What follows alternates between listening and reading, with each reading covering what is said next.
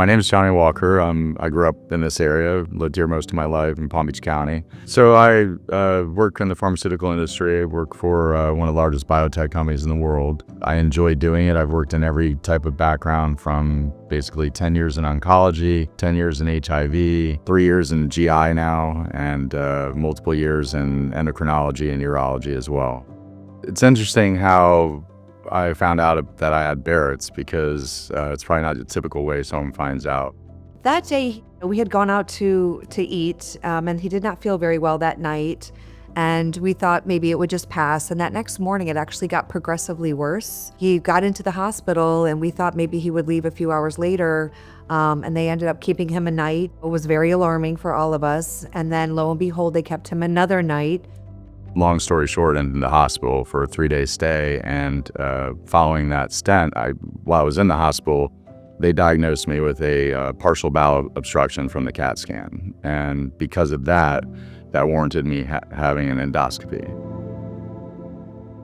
So I first met Johnny Walker as a medical sales representative, had a nice working relationship with him, and was surprised to find out when he came to my office saying that he had been admitted to the hospital. It was in follow-up for the symptoms that he got admitted to the hospital that began our workup as a gastroenterology patient. I ordered an upper endoscopy and a colonoscopy. So I was looking for some kind of small bowel pathology, which I did not find.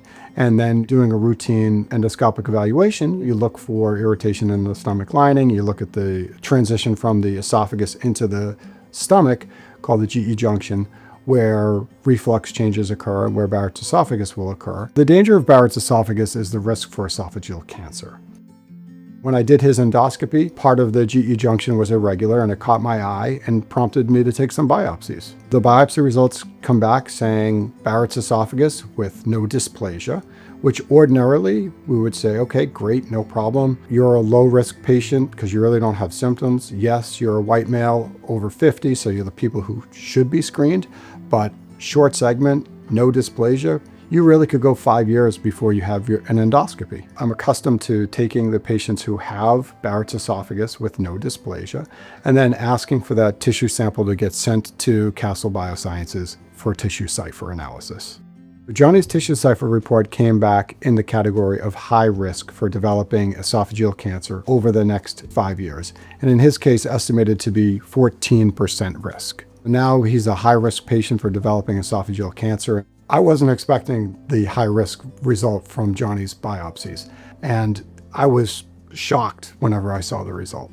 He said that you came back high risk, and my heart kind of dropped, and I was very like, whoa, what does this mean? Is this good information for me that I can do something about it?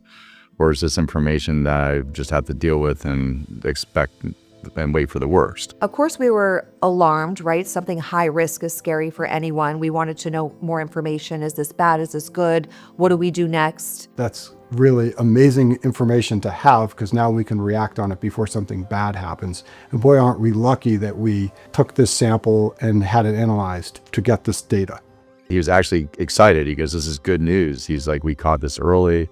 You know, we're going to get you an ablation and basically negate your risk. And, you know, this is good news that we found this because had you come in 2-3 years from now, we might be having a different discussion. And that really made me feel relaxed too, because we have a plan. Everyone wants a plan. We want to know what's happening next. Now we know there's something we can do about it.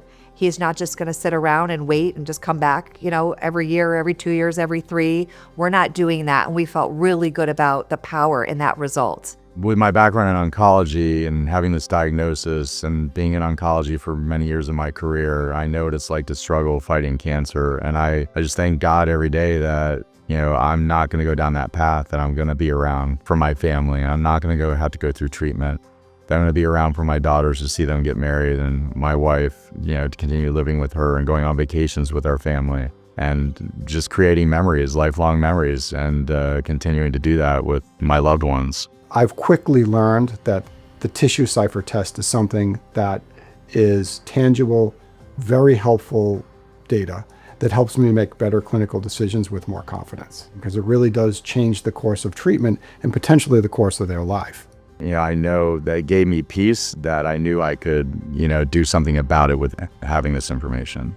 For me, I would definitely be an advocate for people getting it, because if you find out that you have an advanced risk score, that it's okay, you can do something about it, and that's why we do the test. Just get it done, know your risk.